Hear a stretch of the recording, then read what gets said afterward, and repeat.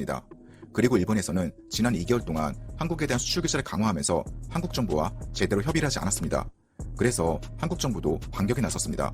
산업부 발표에 따르면 오늘 18일부터 일본을 화이트리스트에서 배제하는 고시가 본격 시행된다고 밝혔습니다.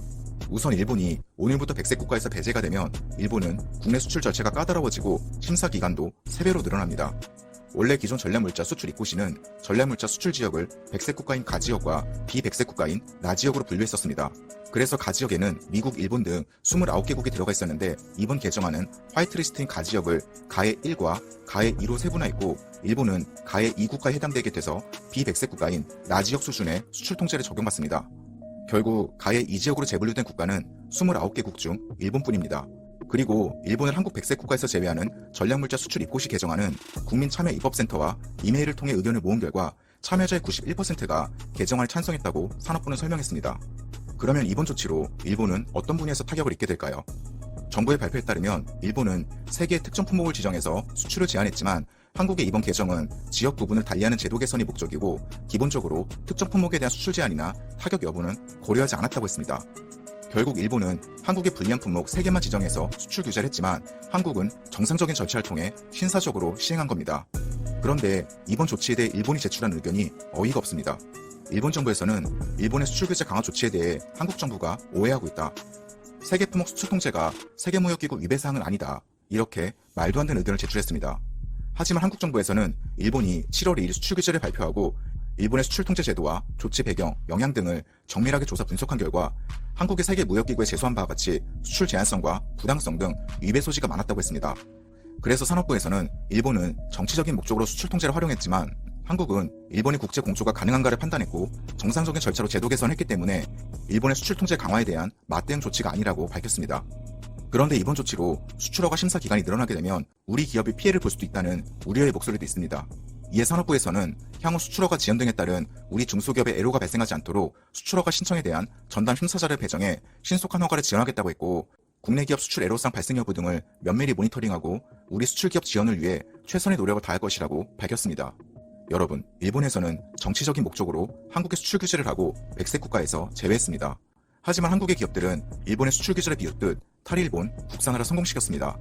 그래서 이제는 우리 차례입니다.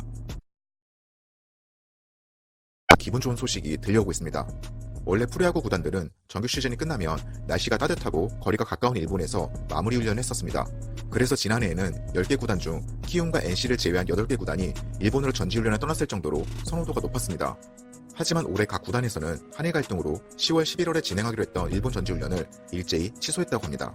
실제로 기아 타이거즈는 지난 10년 동안 일본의 미야자키와 오키나와에서 전지훈련을 해왔지만 이번에는 일본 일정을 취소하고 미국으로 결정했습니다. 그리고 LG 트윈스도 2013년부터 고치시의 하루동구장에서 한 달씩 마무리 훈련을 해왔습니다. 하지만 이번 마무리 캠프는 일본 대신 이천 LG 챔피언스파크에서 하기로 했다고 전했습니다.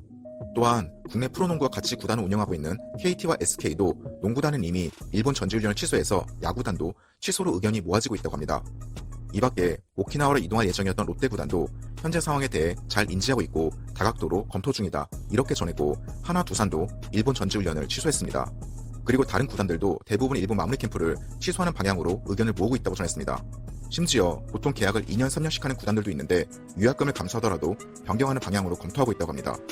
여러분, 프로야구단이 일본으로 전지훈련을 가면 보통 2월 1일부터 약 40일간 체류한다고 합니다. 그러면 일본에서 40일 동안 숙박, 식비, 훈련장 대여료, 버스 임대 등 구단의 공식 지출 비용만 10억 원 정도라고 합니다. 거기에 선수단과 현장 직원들의 개인 지출 비용까지 더하면 한 구단이 훈련을 가서 쓰고 오는 비용이 상당하다고 합니다. 결국 한국 관광객만 일본 여행을 가서 일본 지역 경제를 책임진 게 아니고 한국 프로야구 구단들도 일본 지방 도시들을 지금까지 먹여 살린 겁니다. 그래서 일본 아사히 신문에 따르면 한국 프로야구단이 전지훈련을 일제히 취소해서 일본의 해당 지자체 관계자들이 당혹스러워하고 있다고 보도했습니다. 그리고 부산이 10년 넘게 전지훈련했던 미야자키현의 코우노 슌지 지사는 전지훈련이 무산돼서 안타깝다. 우리는 여전히 한국 구단들과 교류를 이어가고 싶다고 전했고 LG에서 자주 훈련을 갔던 고치현 측도 매우 유감이지만 내년에는 다시 고치현에서 훈련하길 바란다. 이렇게 호소했습니다.